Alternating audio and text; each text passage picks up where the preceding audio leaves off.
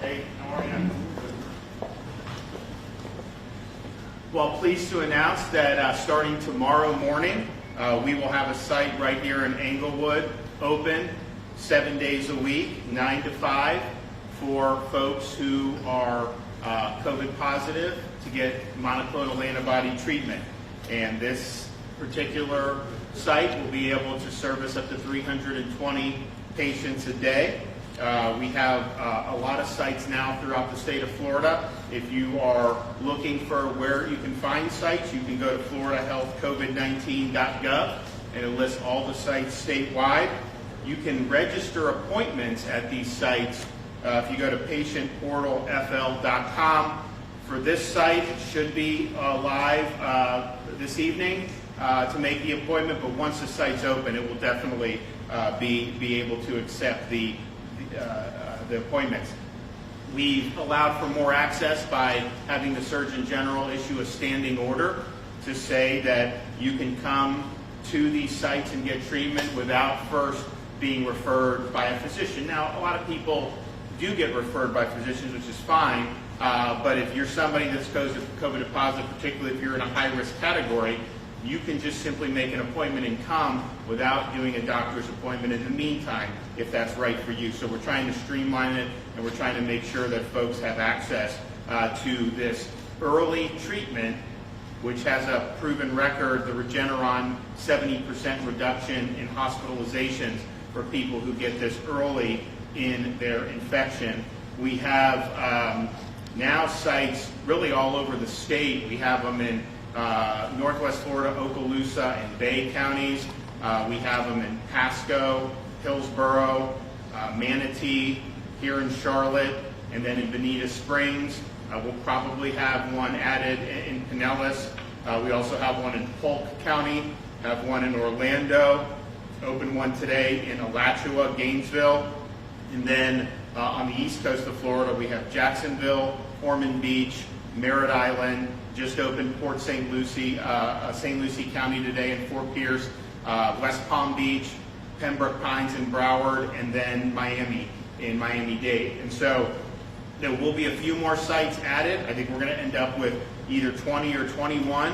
Each can do up to 320 patients a day. And the idea is have them around the state to where the vast majority of our population has at least some type of access. Obviously, we can't make it 5 minutes from everyone's house, but something that would be a car ride away to do. So we think that we've spread it out in a way that makes it accessible for everyone. So now the monoclonal antibodies, this is a treatment for COVID. It's not the same as a vaccine. A vaccine is designed to ideally prevent infection, but certainly to prevent serious illness. And so we obviously work very hard down here in Southwest Florida in Charlotte County. I mean, we did the big event at Kings Gate, had thousands of seniors coming through there. We also did home visits for seniors here and elsewhere. We had a World War II vet. I remember we went and visited his home and did that. We ended up doing statewide 26,000 in-home vaccination visits for elderly people who may not have been able to go and to go to different sites. And of course, we worked really hard to expand the retail footprint. And when Charlotte initially was not doing well with senior vaccinations, that's why we surged more vaccines here, and they ended up doing much better, which we were very happy about. And so this is not a substitute for that. This is something that's in addition.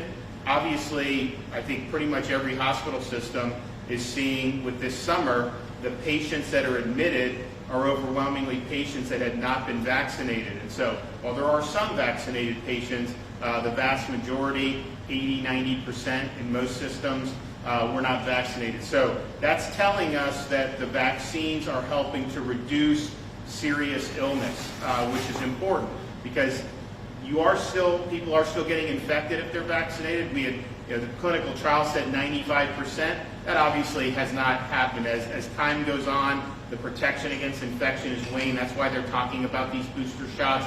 That's why Israel has done what they've done. So that's one thing. So the people that are vaccinated, they're still getting infected. The breakthrough cases are not necessarily rare. It does happen. But usually it's mild, which is good. That said, the most heavily vaccinated portion of our population are the most at risk, our elderly, people that have different conditions. And so this treatment would be anybody, vaccinated or unvaccinated, who comes down with COVID, that if you're high risk, this is available for you early in your illness. And again, if you do this early, usually within the first 10 days of infection, but certainly the earlier the better, this has a very, very good track record of resolving the symptoms. And in fact, we're seeing the people just coming into our sites over the last week or two, people that have come in, have been in really, really bad shape even, and end up 48 hours later talking about how much better they feel. And I think that the data's been very good on it, but if you just talk to people, it is amazing just when they give these personal testimonials, because I hear it over and over again. And this is something that's been going on in Florida since December. Now, we didn't have these big sites because they were being done through the traditional healthcare systems, but we saw an effort, we saw one major problem was not enough people knew about this. So I'd have these hospitals here saying, yeah, those monoclonals are helping, but most of the patients coming in haven't gotten them in time, and a lot of it's because they just didn't know about it. So we saw a need to expand visibility on this, but also to expand access. When this was first rolled out, not just the Regeneron, the Lilly as well, it was only for IV. And so if you're doing IV, there's only so many you can do in an infusion center because you got to be hooked up on the IV for an hour. Obviously, it takes time to prep. Then you're on for an hour. Then they observe you. Regeneron is approved not just for IV, but now for subcutaneous. So they can do injections, which makes it much easier to be able to do. So you'll end up doing the injections. You're talking about minutes instead of having to be there for an hour. So it increases your ability to do a lot. So we've been doing this. The hospital's been doing it, but this now really allows us to do thousands of more every single day throughout the state of Florida, and it is already making a difference, but it will continue to make a difference. And so we're going to have 20 to 21 sites probably by tomorrow or Wednesday morning, and then we'll all be able to do 300 plus patients every single day. We've already done thousands and thousands of folks, and no doubt have kept some of those folks out of the hospital. Now, the monoclonal treatments are particularly beneficial for people that are at elevated risk of severe illness from COVID-19. And so that involves people who may be elderly, people that have chronic heart or lung conditions, people that may be immunosuppressed, people that are overweight, people that have diabetes, and people that have kidney problems. If you look at those categories for how the EUA was done, pretty much I would say if you're 50 or older, you're pretty much, most people are going to probably qualify under one of those. And so, I would just say if you're somebody that's in that age group, the chance of this benefiting you is pretty high. Obviously, if you're under 50, you still may have these, and those are still risk factors, and so you should do. And the treatment is not charged there's no charge for the patient for this. This Regeneron was purchased, the whole stock of it was purchased by the federal government last year under the Trump administration. So that has already been paid for, it's done. So anything that the states are drawing down or that are used in these clinics, that's not going to be charged to the patient, it's already been paid for. So don't let anyone, because there's people that put out misinformation saying they're going to charge you $2,800 or something. That is just not true, and you wouldn't want that misinformation to dissuade somebody who this could help to then not want to come out and get the treatment that they need. And so, again, this is something that, as we've seen a lot of breakthrough cases, as we've seen waves, not just in Florida and the Sun Belt, but, Hawaii, Oregon, these places. Israel is one of the most vaxxed places on the planet, and yet they're having these waves. So you're going to end up having to say, okay, if you're high risk, if you're vaccinated, you're reducing the likelihood you're going to be hospitalized. But at the same time, people are getting infected across the board. And so what happens if that happens? This early treatment is really the way to go. So we appreciate the fact that these sites have been able to be rolled out very quickly. We use the emergency management model. We respond to hurricanes, other things. requires a lot of logistics. So we apply that to a lot of the things we've done from COVID, whether it was the nursing home strike teams we did to help test the seniors very early on, whether it was some of the things we did with vaccine distribution, doing things with churches, doing things in senior communities, doing our Homebound Seniors Project. That required a lot of logistical know-how, so now we're applying that to the monoclonals to make this something that's available for people and something that can really make a difference. And so I want to thank everyone that's been involved, and I'm looking forward to this site starting to treat folks and help folks out starting tomorrow morning. I have Kent Shetke here. He's the Chief Medical Officer for Florida's Division of Emergency Management, and he's working very closely with all these sites, making sure that they're treating the patients and making sure that the logistics is running smoothly. So I'm going to let him come up and say a few things about the monoclonals. Thank you, Governor. I think we just learned recently that Pfizer got full FDA approval. The reason why I bring that up is because in addition to the monoclonals, which is our treatment arm, we still have our vaccines, which is our best prevention arm.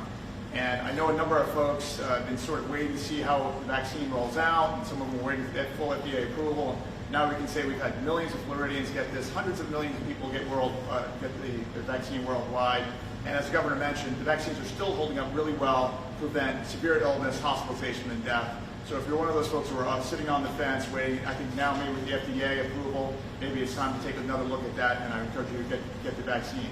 But the vaccine, while it protects you, will take up to 6 weeks to develop that protection. And if you get infected today, what's really been missing in this response has been the treatment arm, and thank you, Governor, for getting this treatment out there, because it's sort of been one of those best-kept secrets in COVID about this really effective monoclonal antibody treatment, which would work today. Meaning we can give you these antibodies, they directly target the virus that is attacking your system, and it can reduce your chance for hospitalization and death by 70%. And we've already seen lots of success stories from around the state. In fact, many of you may have seen that photo of one of the women that went to our Jacksonville site to receive treatment. She was laying on the ground, feeling really ill. Well, I had the privilege of getting to speak with her today, and she tells me that she has some underlying medical conditions that prevent her from getting vaccinated. She unfortunately contracted COVID, and she was just getting sicker and sicker as the days went on. And fortunately, her mother had been following the governor's press conferences and knew about these monoclonal antibodies, and she was able to get referred to the Jacksonville site where she received treatment. And today she told me she's feeling so much better, and she's convinced had she not gotten that Regeneron treatment, she would have been one of those people in the ICUs on the ventilator. That's how bad she really felt. So thank you, Governor. I appreciate it.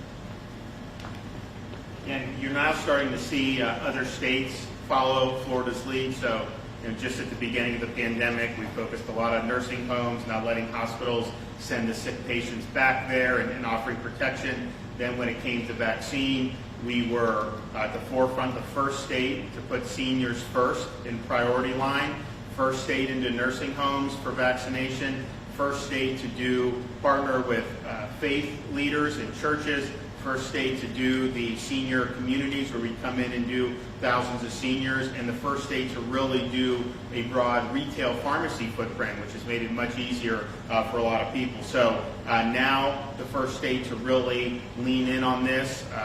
It's necessary, it's helping, it makes a big difference. It was always been available, but not necessarily with the visibility that we would have liked, and understanding, if you're not somebody that has COVID, obviously more people were focusing on the vaccines. That was something that makes sense. But we are where we are, and I think we're seeing that this can make a difference. We think that this will be a one tool, not the only tool, but one of the tools that we have to be able to help people and help them, particularly if they become infected. Which, if you look at this Delta, how it's moved, you look at the United Kingdom, you look at India, you look now in Florida and other Sunbelt states, you look what's happening in Israel. This is something that's very, very contagious. It's aerosolized. It's something that most people will at some point come in contact with. This is going to end up being an endemic coronavirus. And so understanding the prevention arm and then the treatment arm, and who knows, maybe we'll get even better stuff down the pike. But certainly for now, these are great tools to have both on the front end and the back end. So we put a lot of effort, of course, into the distribution of the vaccine. Now we're putting effort to raise the visibility of the treatment and to provide people access to that. And it is working, and we're going to continue to use this as long as there's demand for it. Okay, with that, I can take a couple questions. Yes? Hi, why did you prioritize bringing this treatment to Charlotte County specifically? Because we're looking at the west coast of Florida, and we're trying to just get them into the population centers where most people would have a relatively easy drive. I mean, I can't say it's going to be 5 minutes from everyone, but we did the one in Bonita Springs thinking that could draw a lot of Naples and part of Lee County. And then here, Charlotte, we think we can get southern Sarasota, Charlotte, and maybe even it's like Cape Coral and some of the northern parts of Fort Myers. And then we have our Manatee one, which we think can get the northern part of Sarasota as well as southern Hillsborough. And then as you go, we do have one in Tampa, which will be kind of more the urban area. And then we have one in Pasco, which we think can get not just Pasco, but Hernando and Citrus on that west coast. We are going to have one in Leon very soon, in Tallahassee, and then we have one in Panama City and in Fort Walton Beach. And so that whole west coast of Florida, you probably are, I would say the vast, vast majority of people are probably within an hour drive of one of these sites, and that's what we're trying to do with it. Yes? Was it a plan all along to bring it here, or was it a request from folks like Dr. Pepe and the health department and residents? Well, I think it's both. I mean, I think when we started doing this, we got a lot of people reaching out saying, hey, we would definitely like that. And so it's a combination of both. And I think that the health systems really like it because they've seen the same, the data that we get is what they have. And they see the patients that are coming in, most of them have not been vaccinated and most of them have not gotten the monoclonal. And so we're in a situation where if you're COVID positive, you have an opportunity to get an early treatment. And so I think you'll see when this site opens, the patients that come in, I do think you'll see a decline in admissions as this site really takes hold in this area. Do you plan to open any more statewide testing sites? So we're focusing on the monoclonals, and the reason is because the commercial tests, you can go get home tests now. They're very readily available. The monoclonals are has not been as available. They are available from the health systems, but of course, if you're doing the IV, you may only have limited slots, and then some hospitals will offer them, but they may only offer them once a week or something like that. We think it's important to have it 7 days a week. So this, we think, is the way to make the biggest impact in terms of what's happening to help people, and I think that is already being borne out. Take a little bit longer to really get the firm data, but we're very confident that the data will be positive on this. And again, other states are now doing it. I think there's been a recognition that this has been underutilized. Now, part of it is some people say if you talk about early treatment, then some people are going to construe that to mean, well, why would I get vaccinated if I could be treated? That's not the message anyone's sending. Whether people take that or not, look, at the end of the day, we have to give all the information. We have to provide access to all these things. Of course, if you want a vaccine, just go to CVS and get it. It's free. And the same with the monoclonals. And so I disagree with people that say you shouldn't talk about early treatment because that may cause somebody to say, hey, I'll just get the treatment instead. You got to give them the information and let them make the decisions. But just think of all the people who could have had this who just didn't know about it. And that's really, I think, the biggest thing we saw when you started to see these admissions really go up was people just didn't know to ask about this. The results have been very good, and so we think that this is really going to make a difference, and we'll continue to support it as long as there's demand. We've done, we'll probably hit 10,000 treatments, within the next day or two in terms of since we've had these out. So that's a pretty significant number of treatments. We're doing, none of them are selling out necessarily, but we do have some that are largely booked. And if you think about it, you do 250 treatments, that's a lot. Particularly, if you do 250 treatments in Charlotte County in a day, that is a big, big deal. Let's just say that half of those people would have been hospitalized. Now, maybe it doesn't work for all of them, but if it works for a big chunk of them, that is a lot of admissions that you're protecting against. So that's a really, really big deal. So we think that this is innovative. We think this has been underutilized, and we want to bring this tool to the effort. And so that's what we're doing. All right. Well, thank you guys. We'll be back soon. Hopefully, we'll have some good testimonials out of this site. So thanks, everybody.